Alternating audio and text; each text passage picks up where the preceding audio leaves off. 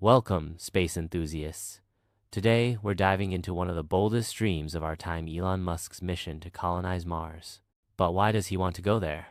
How realistic is it? And could this be why he's so keen on influencing governments? Buckle up, this is going to be a wild ride through space and politics. So, why Mars? Is Elon Musk just chasing a sci-fi fantasy? Or is there something deeper going on? Well, Musk has been very clear he believes humanity needs to become a multi-planetary species. He said it over and over. Earth won't last forever. Whether it's climate change, asteroid impacts, or something we haven't even thought of yet, we need a backup plan. And Mars? That's his plan B. But beyond survival, Musk is all about exploration. Think about if humans have always pushed boundaries, from crossing oceans to landing on the moon. For Musk, Mars is the next big leap. He's even called it the ultimate adventure. And there's a practical side to all of this too. If we build a self-sustaining colony on Mars, we dramatically reduce the risk of human extinction. He's talked about getting 1 million people there, crazy, right? But there's more. Going to Mars isn't just about escaping disaster, it's about innovation. SpaceX is all about solving impossible problems and developing the tech needed for Mars rockets. Life support, energy, could lead to breakthroughs that change life on Earth too.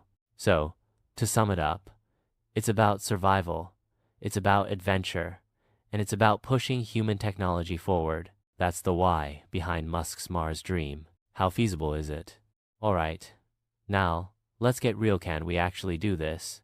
Musk's entire plan hinges on Starship, SpaceX's massive reusable rocket. The goal?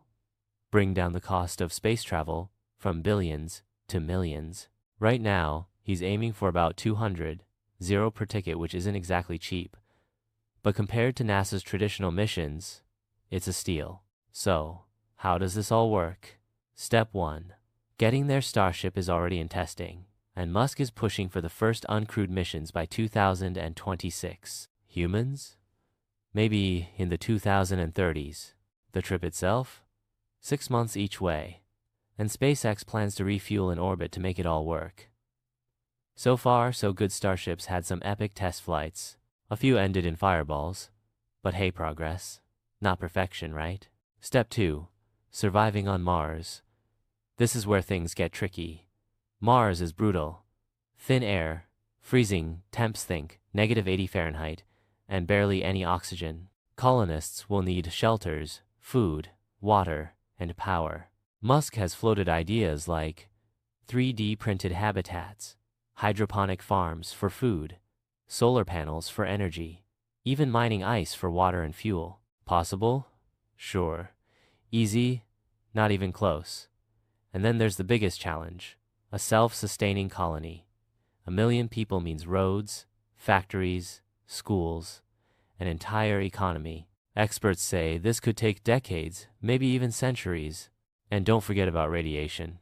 Mars doesn't have a magnetic field, which means settlers could be exposed to dangerous levels. Solutions? Maybe underground cities, maybe even genetic tweaks, but we're not there yet. And then there's the cost. Musk estimates anywhere from 100 billion to 10 trillion. SpaceX can't fund that alone. It's a tiny fraction of global GDP, but still, a lot. So, what's the verdict? Short-term missions? Totally possible. A full Mars colony?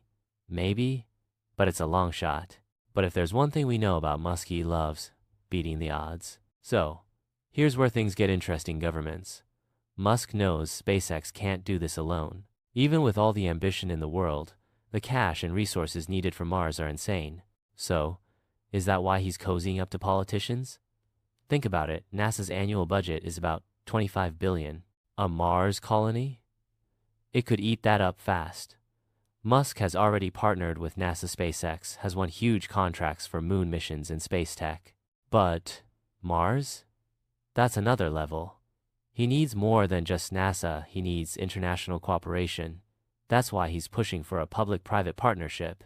Governments fund part of it, SpaceX delivers the hardware. Everybody wins. And Musk? He's not just waiting around, he's out there, influencing policy. He's vocal on X, formerly Twitter.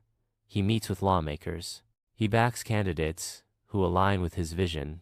Some say he's trying to steer tax dollars his way. Others say he's just being pragmatic because big dreams need big wallets, and governments have the deepest ones. Look at history. The Apollo program took a nation's will. Mars? It might take the entire planet. So, is Musk a master manipulator? Or just a genius playing chess while everyone else plays checkers? I'll let you decide. So, there you have it. Elon Musk's Mars dream. It's about saving humanity. It's about adventure. It's about pushing technology forward. But it's also insanely expensive. That's why he might be nudging governments, because this isn't just a SpaceX mission. It's a global one. What do you think? Will we see humans on Mars in our lifetime? Drop your thoughts in the comments. Hit like if you enjoyed this. And don't forget to subscribe because we're just getting started on this journey.